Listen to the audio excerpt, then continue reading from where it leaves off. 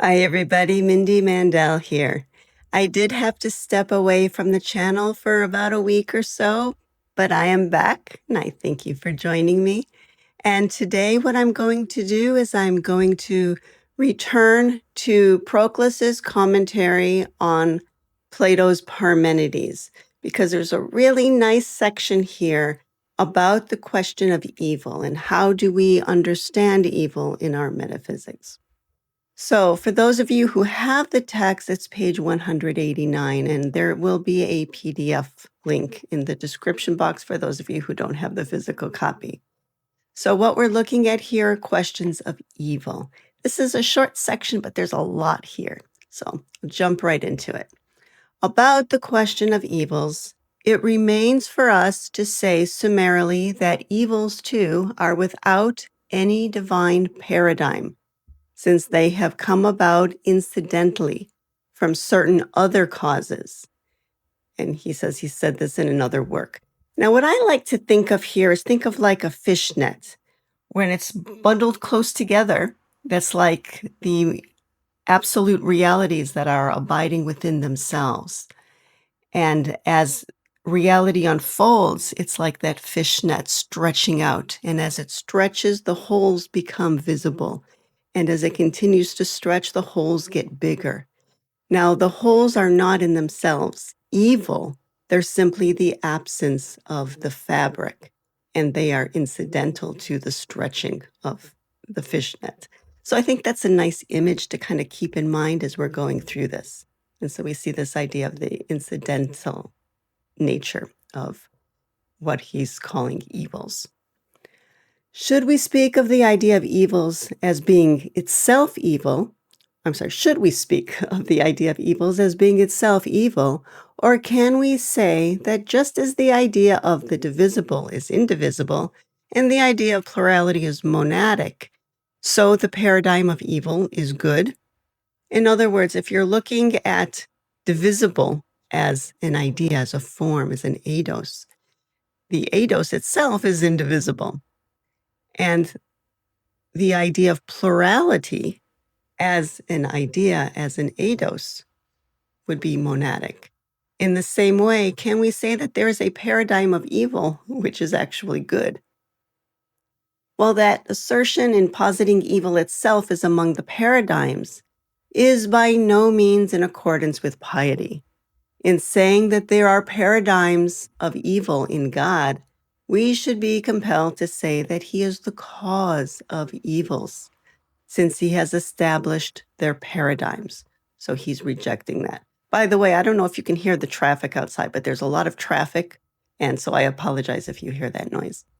So where did I end up here? Yeah, we should be compelled to say that if there are paradigms of evil in God, that he is the cause of evils, since he has established their paradigms.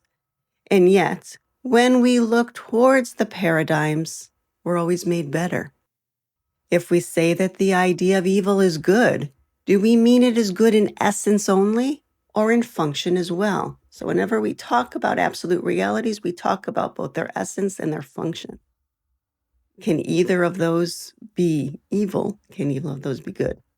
Okay. If in essence only, it will be a worker of evil, which it is impious to say. In other words, if it's good in essence only, then that means its function would be evil.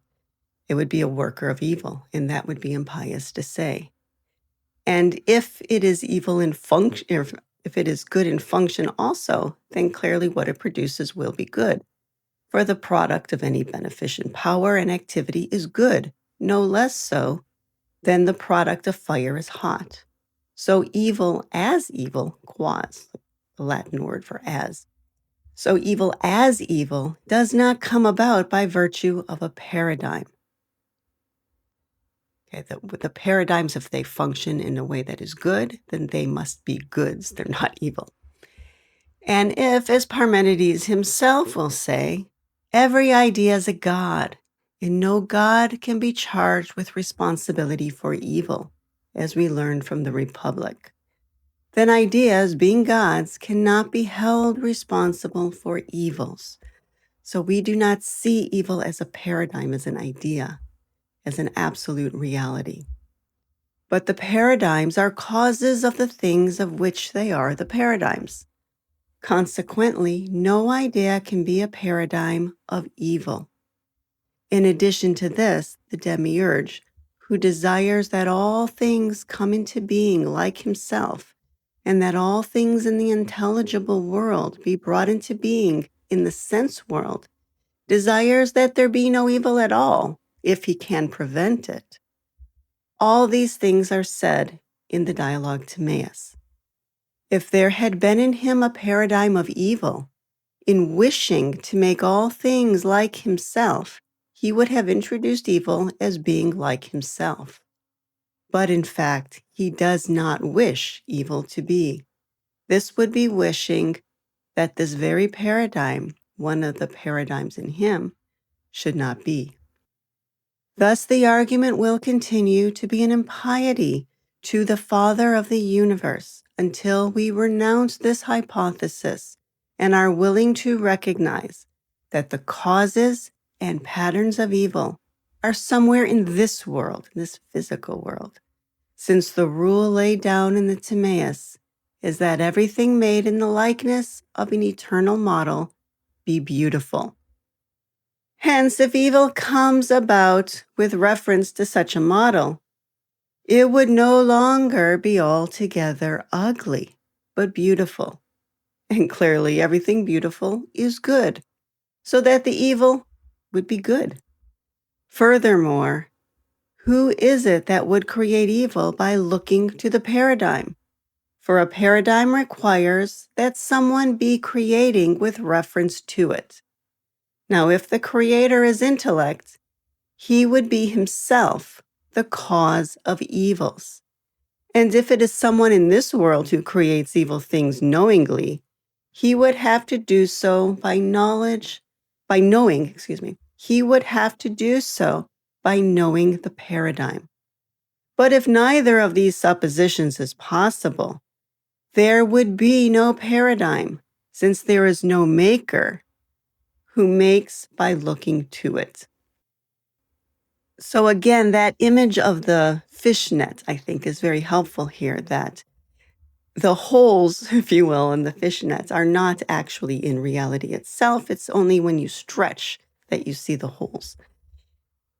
And in a similar way, we saw that what we call evil is incidental to this physical world. It is here. It is not in that model that we look to in the divine realm.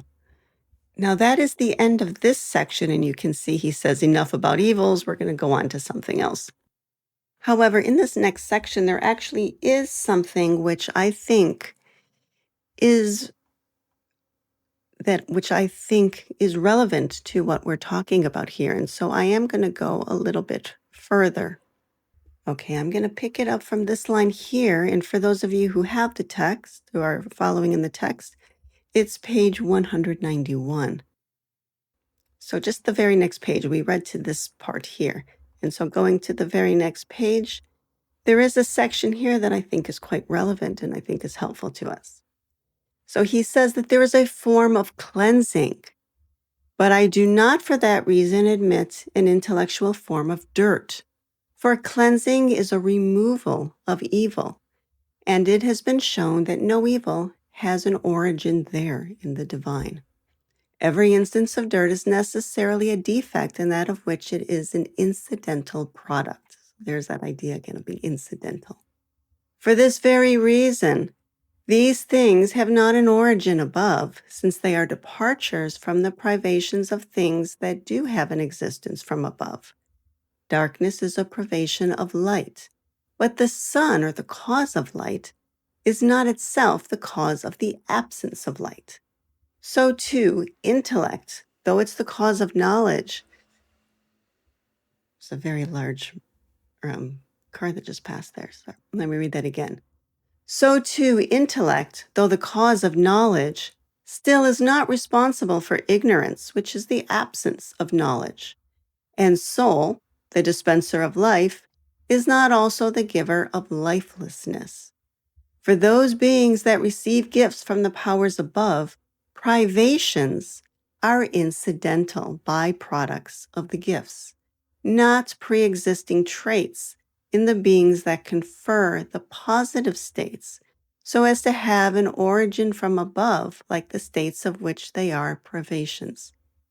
If someone should say that intellect, in knowing some good thing, knows evil also, and for this reason posits evil in intellect, so in the Phaedo, it is said that there is a single knowledge of the better and the worse. So also in the Timaeus, the demiurge is pictured as saying, only an evil being would wish to undo that which is harmonious and happy, showing that by this he knows evil. But if you think this way, if you try to make this argument, we must reply that although there is no paradigm of evil in him, there is knowledge of evil. And this is the paradigm of all knowledge of evil, which makes better whoever acquires it. In other words, if you have the knowledge of evil, then you can avoid it. You can see what is bad about it. And so you will be better for it. Ignorance is evil, but not the knowledge of ignorance, which refers both to itself and to ignorance. So that once again, it is not the paradigm of an evil, but of a good, the knowledge of evil. Now, if we say this, we shall neither be bringing in ideas of evils, as some Platonists do, nor be saying that intellect knows only the better, as others think. We take a position between the two, granting that there is knowledge of evils, but not that there is a paradigmatic cause of them, which is itself evil. And so there you see a very important distinction between evil itself, as though it were an absolute reality that had true being, and the knowledge of evil as the way it functions in our physical world and how it is an incidental byproduct that is unavoidable in the unfolding of reality. So I hope that you find this helpful. It gives us, I think, some food for thought about the role of evil and why it is that we say that the cause of all, the first cause of all, is the good. And yet when we look around our physical world, we very clearly see things that fall far short of the good. There's a lot of horrible things going on, and we wonder, how can there be such horrors in a universe that unfolds from that which is only good? And so I hope that this gives you some food for thought, something to reflect on. And I would like to know your ideas about all of this and what are your reflections. And so if you have any comments you would like to share, sorry again, it's very loud. I don't know if my microphone is picking that up or not, but the traffic is very loud today. I don't know why. But if you have anything you would like to share or any questions, please feel free to put those in the comment section below.